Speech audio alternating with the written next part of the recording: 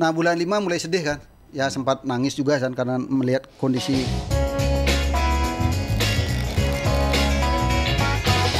Aji Krishna.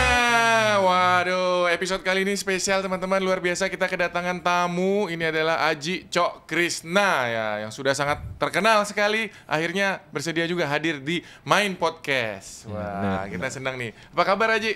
Kabar baik Yudis. Lagi Wah. basah-basahan ke sini. Basah? Iya dari Kehujanan? Kehujanan dari pagi jam 8 sama Puja. Syuting? Ya ala-ala gitulah. Ini kok pekerjaan aku ini diambil, wet. Sekarang Aji Krishna ini jadi YouTuber. Wah. Ngupload hampir setiap hari aja ya? Ngupload setiap hari tapi penghasilan YouTube 1 bulan 2 juta tapi pengeluaran per hari 2 juta. Waduh, gimana? Tapi sebulan upload berapa video? Enggak tahu lah. Ala-ala aja timnya Ji. Pokoknya aku tuh sering banget lihat, tapi belakangan ini viewsnya gede-gede kok Ji. Nggak ngerti Ji. Biarin tim yang ngurus. Viewsnya gede-gede, Iya, iya. uploadnya sering. Terus kemarin saya ketemu timnya Aji, dia bilang gini, kan mau syutingin saya tuh, boleh nggak minta testimoni buat Aji? Oh boleh, kan saya bilang boleh. Tapi berisik tuh ada suara musik. Ah nggak apa-apa, Aji nggak perlu monetisasinya katanya. Nggak penting, nggak usah copyright, biarin aja katanya. Banyak. Nice, ya ini salah satu creator yang nggak butuh Ya, AdSense. Ya. memang kalau di konten itu suka-sukanya Ji. Kalau Ji udah moodnya nggak bagus, udah pulang-pulang aja. Oh gitu ya? Iya, nggak usah dilanjutin, capek. Wah, seneng dong kerja gitu. Kalau kayak tadi pagi deh, Aji udah syuting berapa video? Tadi udah 3 konten. dari jam 8 sama Puja. Terus buat konten Ji beda, tapi lebih ke kontennya Puja sama Jun sih. Oh, buat di channelnya mereka. Buat channel mereka. Kebanyakan sekarang udahlah Jun buat channel Jun aja, Ji nggak usah lah. Gitu. Tapi pakai timnya Ji juga yang bantu. Oh gitu, enak dong. Sini timnya Aji bantu sini aja. Oh siap. Berarti hari ini udah untuk channelnya Puja 1, channelnya Jun Bintang 1, channelnya Yudi 1, udah 3. Channelnya Aji 1 4 ya. 4. Wah, ini bos kok menjadi YouTuber ini gimana turun tahta ini. Udah Ji, entrepreneur aja Ji. Hari ini kita mau ini dong, kita mau belajar. Ya Bet ya. Ya, Kamu benar. pingin kaya nggak Bet? Pingin dong, Ya pingin. kaya ya. Tadi tuh Aji datang di sini. Naik Kita apa? kita masih podcast tadi Iya. sama bintang tamu yang sebelumnya. Iya. Kudengeran suara knalpot. Wong di sini Oh, Ji. iya. Aji naik Wah. apa ke sini Ji? Pakai lampu. Pakai lampu pantesan. Karena memang kontennya Jun Bintang mintanya pakai lampu. Udah pakai lampu. Naiknya susah nggak tadi Ji? Nggak bisa naik di Nggak. luar. Mudah-mudahan nggak ditilang ya. Oh, parkir di luar? Di luar, nggak Oh, bisa guys, masuk. parkir di luar guys lampunya guys. Ya salah kantornya ketinggian. Itu trotoarnya aja Iya, ketinggian tuh. itu, iya. Wah, aku dengar tadi, weng. Oh, akhirnya nggak jadi parkir di luar. Aji tuh terkenal juga kolektor mobil sekarang ternyata. Dan saya tuh punya pertanyaan, kenapa semua harus warna orange sih? Itu bajunya orange. Kebetulan Yudis ya, Ji itu sukanya warna oranye, merah, putih, hitam. Tapi mobil sport Aji semuanya orange. Kenapa, Ji? Suka aja. Nggak merah juga. Kan udah dijual katanya yang merah. Masih ada Force. Porsche-nya bukannya orange. Audi merah. Oh, Audinya merah ya. Kalau Force sama lampu oranye. Orange ya kan? Ford Ranger oranye. Guys, Iya. Ford Ranger-nya orange, lampunya orange, Porsche-nya lampunya orange, Porsche-nya orange ya kan? Iya. Kenapa, Ji? Kok bisa suka banget orange? Buktinya aja Yudis kenapa pakai baju Spesial baju ini, orange? menyambut spesial. Aji. Luar biasa ya. Sebenarnya sih lebih warna enggak terlalu ini sih. Suka-suka Ji aja lah. Suka-suka aja ya? Iya, tapi sih memang lebih cocok kita pakai orange ya. Lebih cocok pakai Lebih orange. cocok. Makanya kalau pakai baju pasti lebih banyak ke orange. Kemarin Aji ulang tahun, happy Ya, birthday. orange, ya. Pakai orange Pakai kemarin orange kan? Iya, waktu dia Dia ulang ingat tahun. ya, dia kita pakai tangan panjang di Iya. polisat orange. Iya. Betul. Emang ternyata suka warna orange ya. Aji, mobilnya ada berapa sih, Ji? Kalau kemarin sebelum pandemi ada 16 ya. Sebelum pandemi. Ada 16 mobil Itu yang pribadi. pribadi. Itu yang pribadi. Motor Ji, motor. Kalau motor 2. Dari sebelum pandemi sampai sekarang tetap 2. Dua tapi tanya motor apa? Motor apa Iya. Ji, motor apa? Motornya Can M sama Triglade Harley. Mau pakai aja. Orang Ji nggak pernah pakai. Tuh. Boleh. Boleh lah. Itu yang aku tahu tuh. OTW ke rumah. Benar. Motornya roda 3 itu, Ji. Roda 3. Dua-duanya. Dua-duanya. Dan itu ada ceritanya loh, Wet. Apa aja? Apa ceritanya? Kenapa ceritanya rodanya 3, Ji? Karena waktu waktu launching Harley di Jakarta, Heeh. dia ada pesan Harley 4 sekaligus. Itu ada pesan Harley 4 yang roda 2 semua.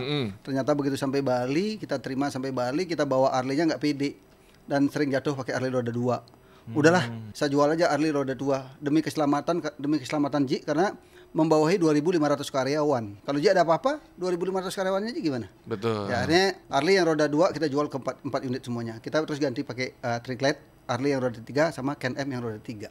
Oke, itu jadi alasannya demi safety, Wet. Iya. Iya. Ya, karena punya rasa tanggung jawab terhadap karyawan yang jumlahnya sangat banyak. Itu tadi sebelum pandemi. Ternyata pandemi ini juga bisa menggoyahkan ini, Big Boss ini ya. Setelah pandemi katanya saya dengar kabar Aji jual mobil, Ji. Ya, jual mobil kalau setelah pandemi ini kita jual kurang lebih mungkin kalau di berita di koran tuh 16 mobil yang dijual. Bukannya 16, mungkin 28 mobil benar. Jual 28 mobil. Tetapi yang 24 mobil itu adalah mobil transport. Mobil transport. Yang 4 baru mobil pribadi. Contoh yang 4 mobil pribadi ya. Ferrari kita jual. Itu belinya 11 M, lakunya tahu nggak? 6 miliar. Wah, Ruginya berapa? Setengahnya itu. Baru setahun. Kenapa dijual, Ji? Ya karena kan jumlah karyawan yang 2.500, kita rumahkan 2.000 orang, masa nggak ada empatinya kita buat karyawan. Artinya kita jual Ferrari itu khusus untuk selama 4 bulan untuk sembako karyawan. wah. Iya, Jadi uang hasil jual mobilnya dijadikan sembako. buat karyawan kita. Selama? 4 sampai 5 bulan. Oh, terus sisanya pandemi kan udah setahun, Ji. Ya sisanya kan tentu kita harus ada cadangan juga kan untuk bayar Jadi listrik. tabungan. Untuk bayar listrik nggak ada tabungan. Artinya cadangan untuk bayar listrik, untuk bayar karyawan yang terutama tukang kebun kan masih kerja kan, tukang kebun, terus sama bayar pajak otomatis. Itu nggak, karena listrik BPJS kan harus dibayar. Iya itu. Nah itu yang kita jual adalah mobil pribadinya aja Ferrari. Ferrari itu belinya 12 M, lakunya 6 M. Mini Cooper kita belinya 1 M, lakunya 650. Terus kita jual Bentley. Bentley kita beli bekas waktu itu ya 4,9 ya. Lakunya cuma 3.850. Sama terakhir Rubicon. Itu yang kita jual. Oke. Sayang ya. Padahal itu ngumpulkannya juga nggak gampang pasti. Iya, ya. benar. Ngumpulinnya ya perlu waktu setahun 2 tahun, tetapi begitu pandemi hanya hitungan hari ya. Iya. Hanya hitungan hari dan minggu dan bulan. Tapi sebenarnya ngumpulinnya nggak setahun juga, Ji. Maksudnya hari ini tuh saya ngundang Aji ke sini, kita mau belajar lah. Awalnya tuh bagaimana, Ji? Maksudnya kan kita tahu sekarang Aji udah punya nih. Ya, Katanya dulunya miskin. sangat miskin. Wah, dulunya sangat miskin ya. Jadi dari desa miskin yang miskin nih. Iya. Awal mulanya tuh gimana, Ji? Starternya tiba-tiba bisa naiknya itu loh. Ini ada waktu berapa lama nih? Karena kalau bicara yang lengkap itu butuh waktu 1 jam. Wah. Kalau waktunya 30 menit kita singkat-singkat. Iya, singkat-singkat aja, Ji. Ya, kalau Ji itu kan aslinya kan dari Gianyar. Lahirnya Bali Utara. Oh, bukan dari Kan. Singaraja aslinya malah. Bukan, aslinya dari Gianyar, lahirnya di Bali Utara. Memang Ji dari keluarga yang sangat miskin. Orang tua petani, ibu pedagang kue. Dan bahkan boleh dikatakan satu-satunya orang termiskin di kampungnya Ji adalah Jik. Dulu, tapi sekarang satu-satunya orang yang sukses di Singaraja ya Jik. Mantap. Roda berputar kan. Iya, Nah, sehari-hari Ji membantu orang tua pergi ke sawah. Paginya bantu ibu ke jualan ke pasar. Begitulah kesehariannya Ji. Nah, setelah bantu ibu jam 4 pagi sampai jam 7 bantu orang tua ke sawah sampai jam 10. Setelah jam 10 kewajiban Ji sekolah. Nah, sekolah siang itu jalan kaki setiap hari. Setiap hari jalan kaki kurang lebih 2,5 kilo. Bayangkan selama 3 tahun loh. Selama 3 tahun jalan kaki kurang lebih 2,5 kilo, PP bolak-balik 5 kilo. Uang saku yang diberikan oleh orang tua 100 rupiah. Kadang-kadang dikasih, kadang-kadang tidak. Kalau dikasih, uang yang 100 rupiah sangat berguna buat beli jajan dan es. Kalau naik angkot, otomatis uang 100 rupiah habis. Artinya setelah itu tamat SMP, ada keluarga, ada paman ngasih tahu, kamu ke sekolah aja di pariwisata. Paling enggak begitu tamat dari pariwisata, kamu bisa kerja di hotel Bali Beat, bagian secuad. Apa itu secuad? Nggak tahu secuad. Yang penting namanya kerja di hotel, oke lah. Gitu. Ternyata secuad itu tukang cuci piring kan gitu ya. Akhirnya masuk sekolah menengah industri pariwisata, dan parahnya lagi jalannya 3 kilo Yudis. Itu di mana itu sekolahnya? Anak itu di pedesaan juga sekolahnya. Dari kampungnya Ji ke sekolah pariwisata tuh masuk ke desa-desa dan melewati 3 kuburan, gila nggak? 3 kuburan. Kalau zaman itu nggak tahu. Jalan kaki itu ya? Jalan kaki. Kalau zaman itu nggak tahu takut. Tapi kalau sekarang disuruh jalan ke semak-semak takut lah. Takut gigit ular dan kembali lagi mikirin karyawan dan keluarga. Gitu. Akhirnya Ji hanya sekolah SMA cuma 6 bulan. Orang tuanya Ji manggil, tak kira dikasih uang saku kan. Jam 7 malam dipanggil, orang tua saya bilang begini, bahwa bapak sudah tidak bisa membayar sekolah lagi. Bayangkan, saya kira dipanggil dikasih uang saku, ternyata dipanggil bahwa orang tuanya Ji udah nggak mampu biaya sekolah lagi. Nah disitulah tanpa seizin orang tua, tanpa uang saku, hanya pakaian secukupnya, meninggalkan kampung halaman. Meninggalkan kampung halaman, nah kebetulan di kampungnya Ji kan ada yang biasa Jawa Bali bawa truk, bawa buah. Bawa buah kan. Nah dia biasa kan dari pagi berangkat. Pagi Ji naik truk, tidur di belakang, biasanya truk gede itu kan, tidurnya di belakang. Akhirnya tidur di belakang, perjalanan kurang lebih 3 jam, diturunkan di Terminal Ubung.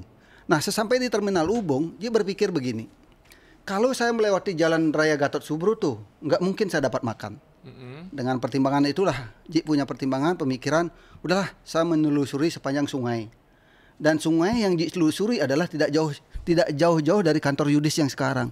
Mudah-mudahan tempat ini membawa rezeki nih. Mudah-mudahan. Gitu. Karena Ji jalan kaki dari Terminal Ubung sampai di jembatan panjang ini. Di jembatan panjang inilah Ji turun. Disuruh turun. Dulu kan masih sepi. Ya. Ini masih sepi dulu, Betul. masih apa ya?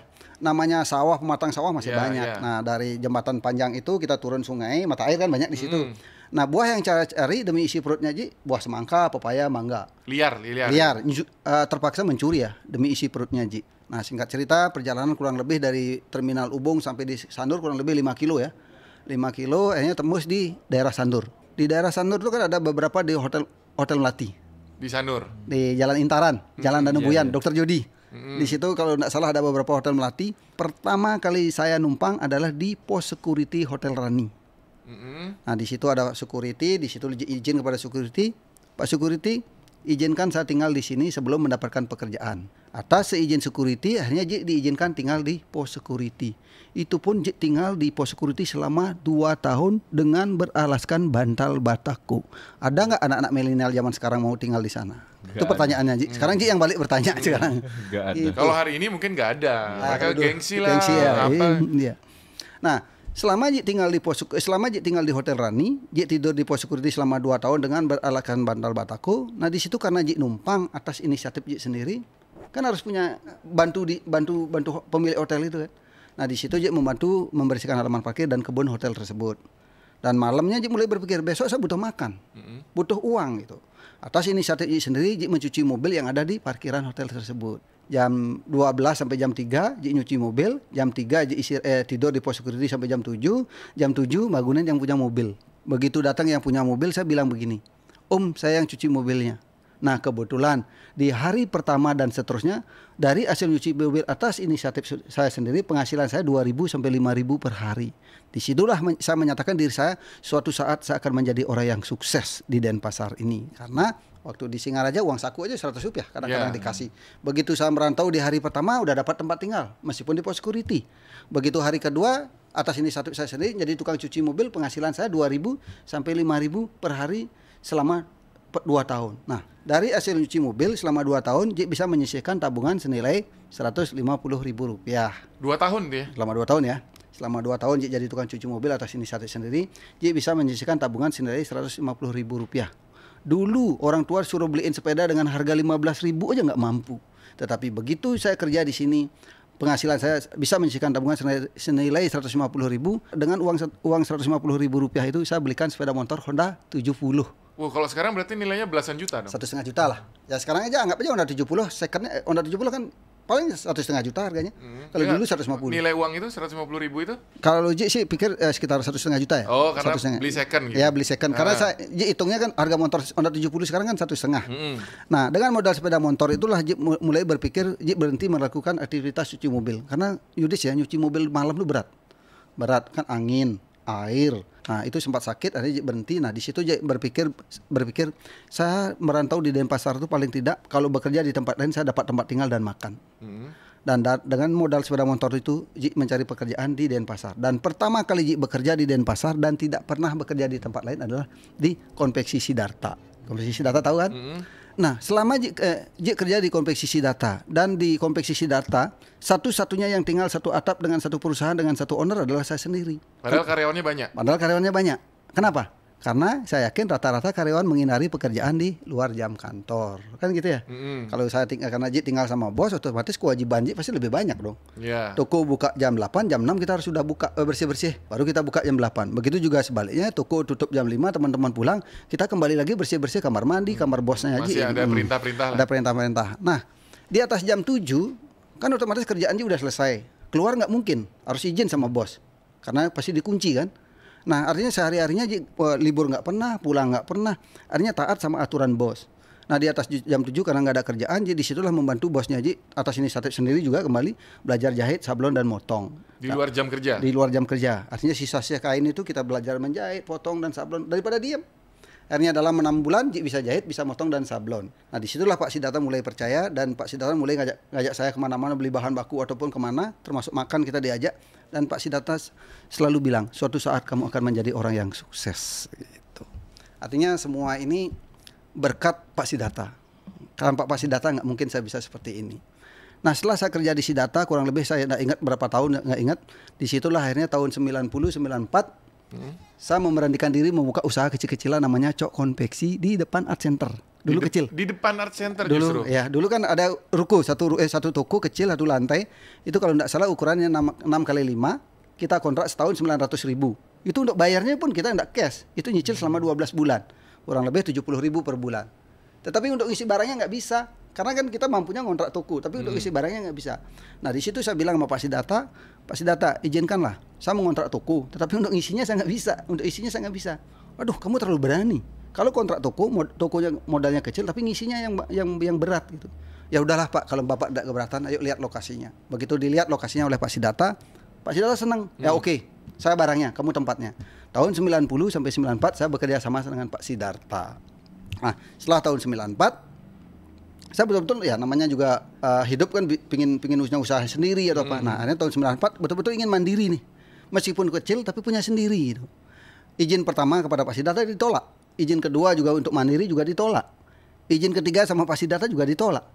Izin terakhir punya prinsip, dikasih tidak dikasih saya tetap harus keluar. Izin terakhir saya minta sama Ibu Sidarta. Ternyata izin itu keluar izin untuk mandiri itu keluar sama Ibu Sidarta. Makanya buat bapak-bapak dan anak-anak milenial kalau udah punya istri harus ini sama istri loh, karena keputusan itu semua ada di istri. Betul. Gitu. Akhirnya tahun 94 mulai kita berdiri sendiri, mulai punya usaha sendiri, tapi itu beratnya luar biasa. Dengan modal sepeda motor kita mempromosikan Cok Konveksi. Kita keliling seluruh Bali bawa motor loh. Itu nyari orderan Ke sekolah-sekolah biar dapat orderan, karena satu-satunya konveksi terbesar di Bali kan Sidarta. Tahun 94 akhirnya kita udah punya usaha sendiri, akhirnya berkembang semakin bagus. Tahun 2000 kita udah bisa beli tempat baru yang sekarang.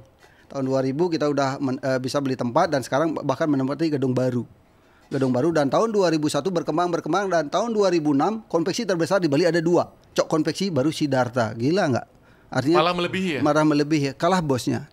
Artinya kan Sidarta kalah sama Cok Konveksi kan. Tetapi hubungan Ji sama Sidarta udah seperti orang tua. Malah dia langsung udah ini kesempatan kamu umur masih muda, nggak apa-apa, hajar gitu. Akhirnya tahun 2006 perkembangan semakin bagus konveksinya Ji. Tahun 2006 akhir Ji sama istri, dan perlu Ji perkenalkan istrinya Ji sama-sama tamatan SMP. Dari Singaraja. Dari Singaraja, istrinya Ji adalah sama-sama tamatan S2, SD, SMP. Dan teman sekelas SMP, tetapi belum pacaran waktu itu. Pacarannya pas sama-sama merantau di sini. Kebetulan ada pekerjaan di Sidarta banyak, kan cari pengepul kan, bawalah keluar. Ketemu dengan teman sekolah yang sekarang jadi istrinya Ji. Loh, kamu kerja di sini ya? Iya. Jadi apa? Tukang jahit. Karena terlalu sering ngobrol, sering curhat, akhirnya pacaran.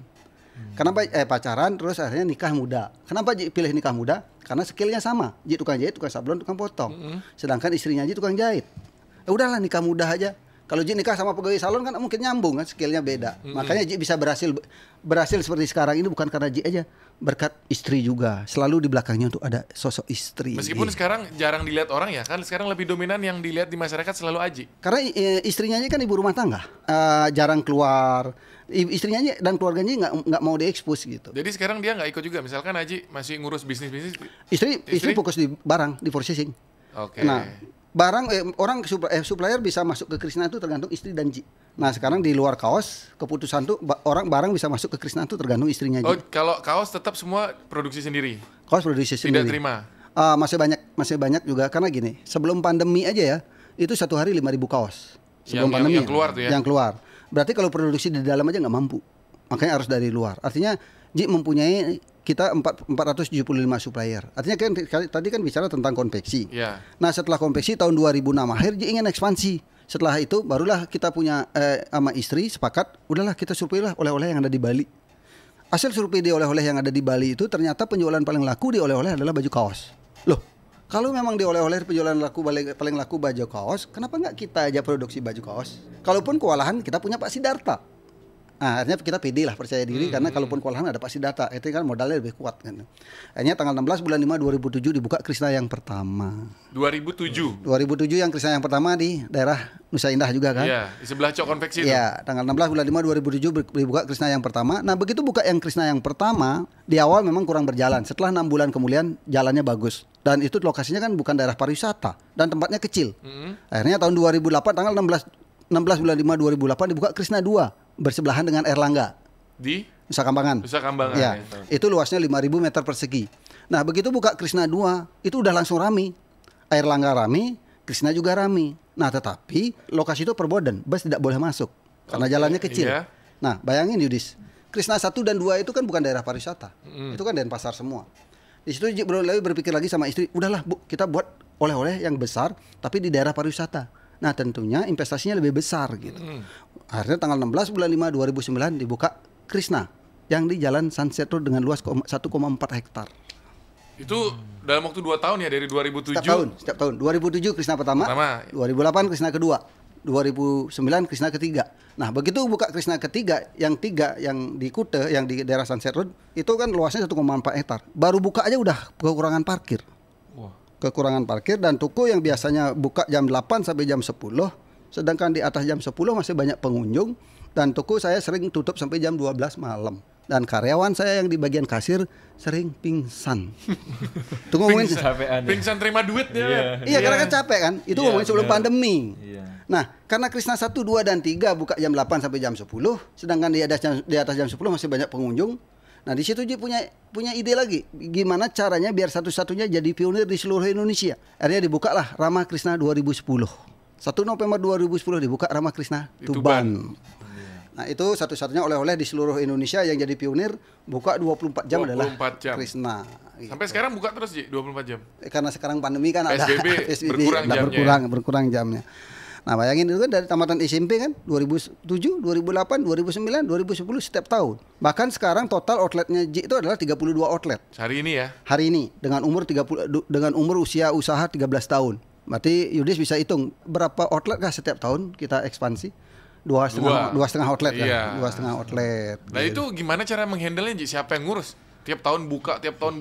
Krishna itu sangat simpel ya. Artinya manajemennya kekeluargaan. Yudis bisa lihat di situ kan anak-anak muda semua dan satu-satunya owner yang tidak punya kantor adalah Ji. Coba aja tanya Yudis, kantornya Ji Krishna di mana? Nggak punya. Ada katanya di parkiran. Di Ayam Muruk. Nggak rumah. Di sebelahnya Ji. Ya itu kan rumah muda, bukan kantor. Di atasnya. Itu kantor karyawan. Artinya kantornya Ji nggak ada. Itu kalau karyawan punya kantor, manajemen punya kantor. Tapi kalau Ji nggak punya kantor. Nah, kalau Ji itu biar kesehariannya ada di parkiran dan di lobi Krishna. Ini benar ini. Orang-orang tuh sering salah paham.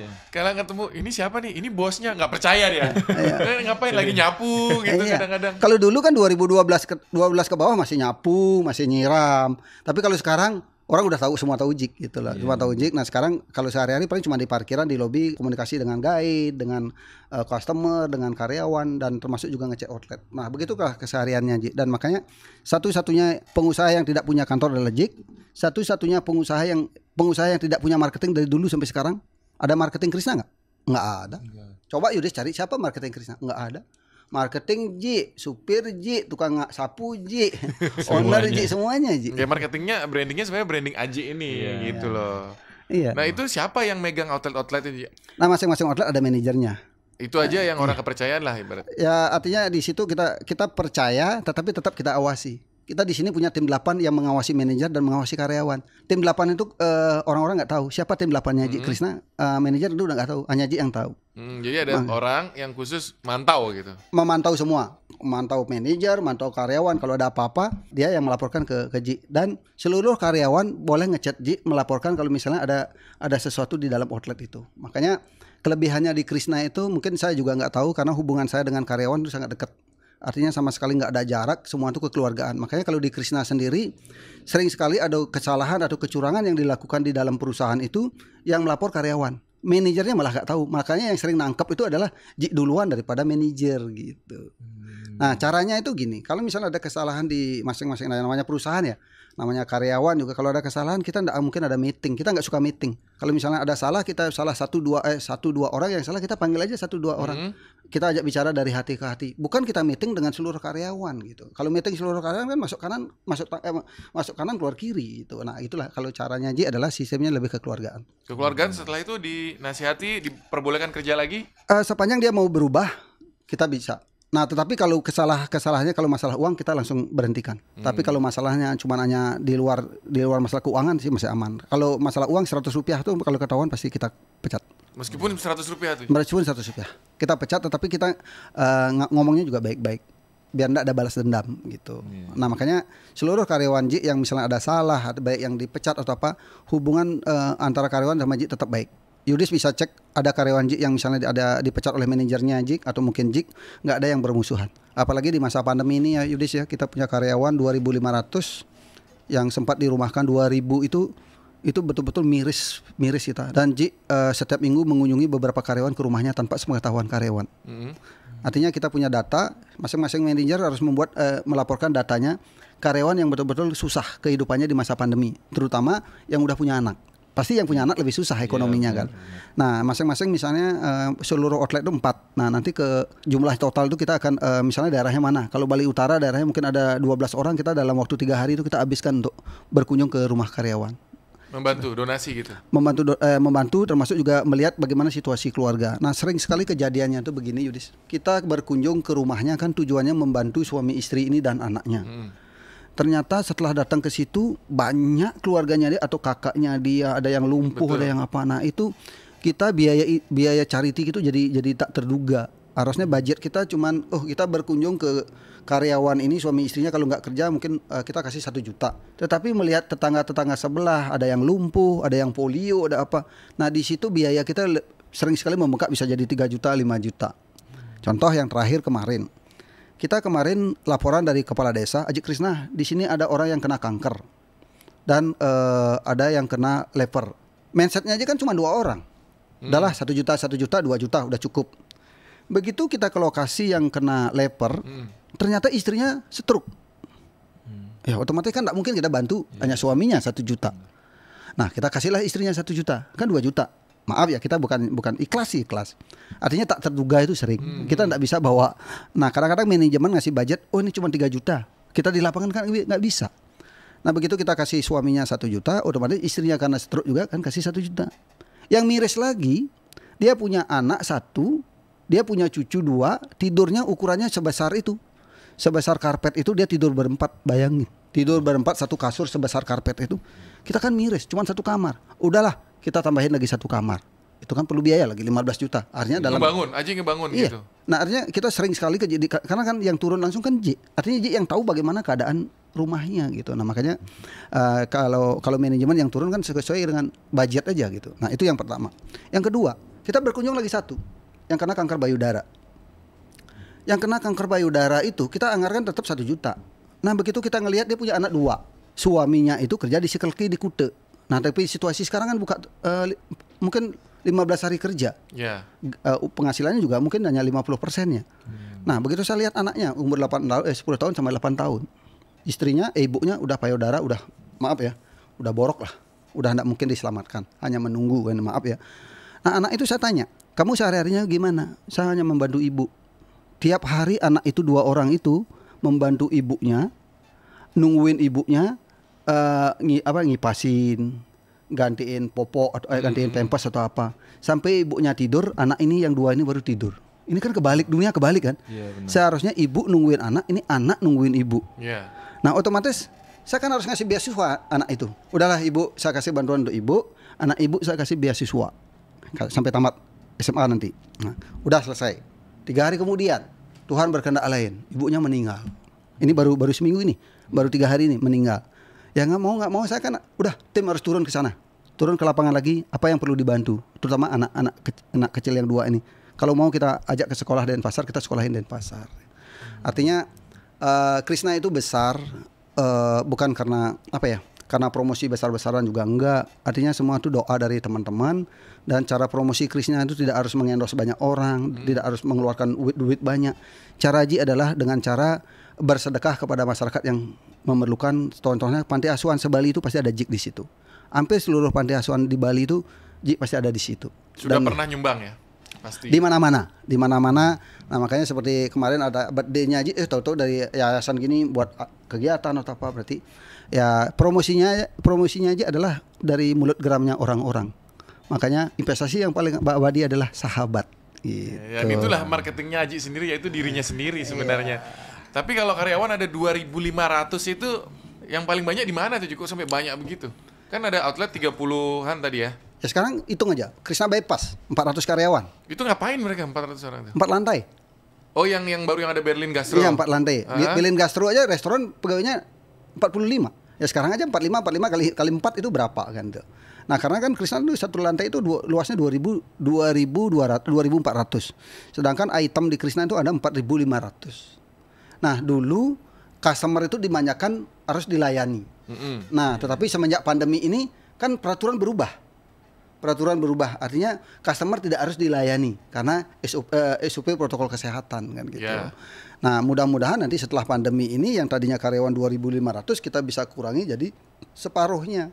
Nah, cuman kita harus pikirkan ini karyawan yang sisanya ini. Makanya mulai membuat produk-produk yang baru. Seperti kemarin yang kita baru launching ada Daily Krishna Bakery. Kok nggak bawa, Ji? Iya. Lumayan nih. Karena dari Gianyar tadi. Lumayan nanti dapat pisang crispy. Karena nah, makanya dibilang Krishna tuh gila. Di masa pandemi apapun yang dibuat tak mungkin bisa gitu. Malah saya bangkit dari pandemi ini. Pandemi ini menurut Jim membawa berkah sebetulnya. Kalau kita ambil positifnya kan ya. Contoh, pai susu kita buat di masa pandemi. Malah best seller, sangat laku sekarang.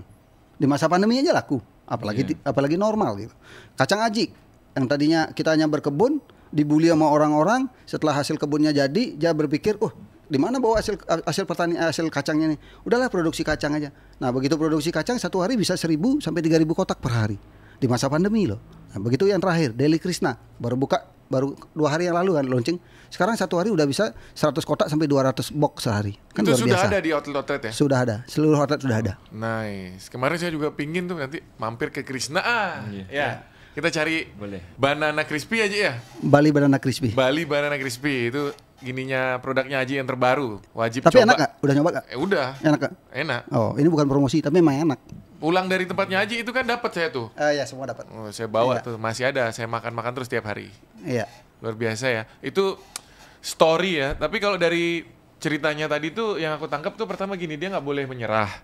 Terus mau melakukan apa aja, tidak hitung-hitungan. Ya jadi tadi kan Haji sempat bilang tuh yang di luar jam masih mau bantu kerja, mau belajar gitu ya. Terus nggak gengsian. Nggak.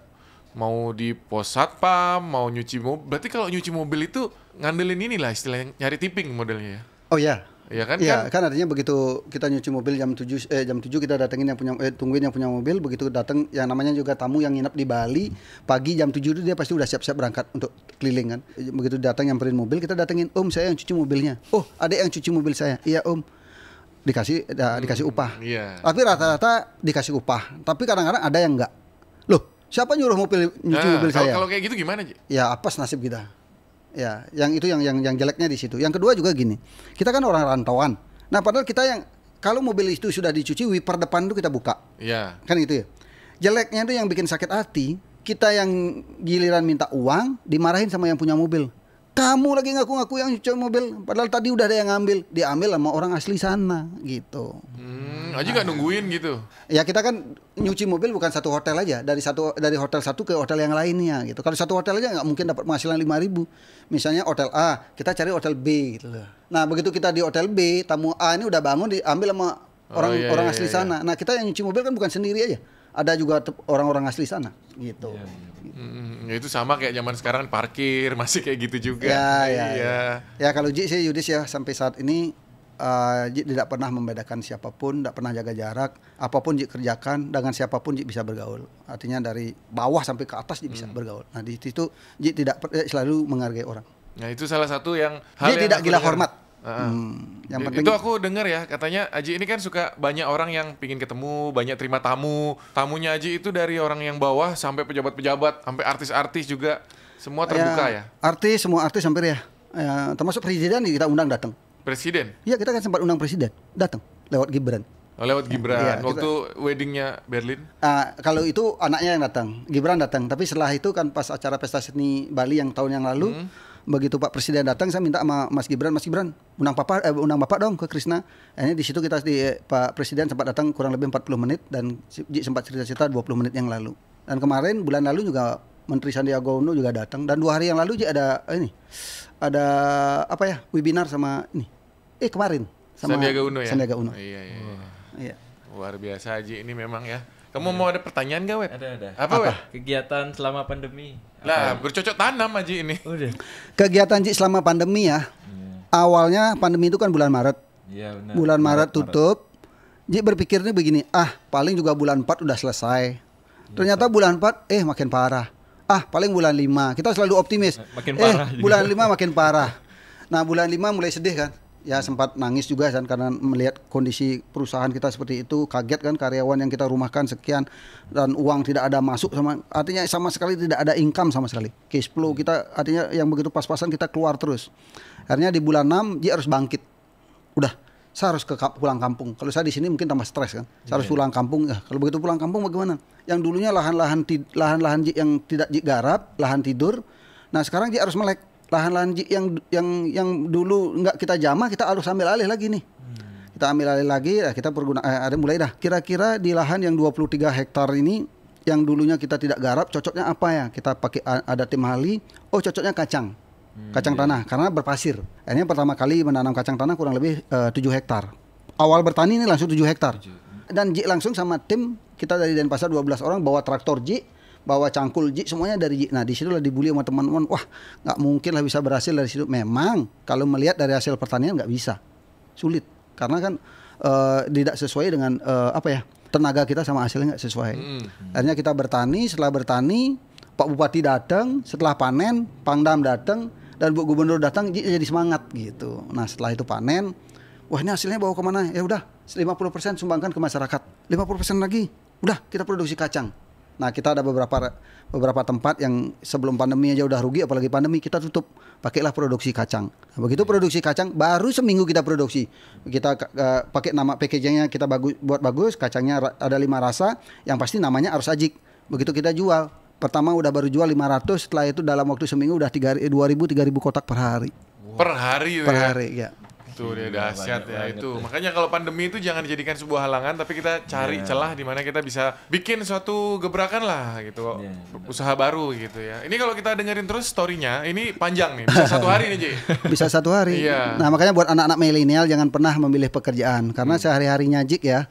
Sehari-harinya Jik masih nyuci sendiri, bersih-bersih sendiri, semua itu masih sendiri di rumah. Karena udah terbiasa di rumah itu sama keluarga, sama istri itu udah biasa kerja dari nyapu, dari apapun udah biasa. Nah, makanya boleh Yudis lihat di rumah itu kita punya pembantu 4. Di rumah itu pembantu itu makan dari masakan istrinya Ji. Bukan harusnya kebalik. Ya? Karena keluarga Ji dan anak-anak Ji tidak mau dimasakin oleh pembantu. Lalu istrinya Ji pagi masak dulu buat anak-anak Ji, buat 4 pembantu.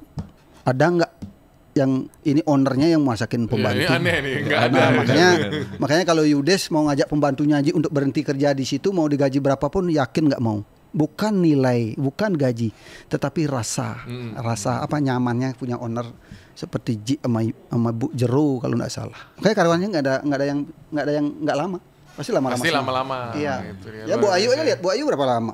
Itu kan Bu Ayu orang baru. Hampir 20 tahun ya? Mungkin. Iya. Asistennya Aji tuh 20 tahun kerjanya. Iya deh. Nanti gini, kalau berkenan nanti kita undang Aji lagi aja ya. Kita ngobrol yang lain. Oh, siap. Ini kan baru 1 step nih, story dari awal perjuangannya tadi. Iya. Nanti kita ngobrol yang lainnya lagi, Ji. Siap. Di video yang beda. Teman-teman terima kasih udah nonton. Aji, thank you very much sudah datang. Makasih. Om Santi. Om Santi. Om.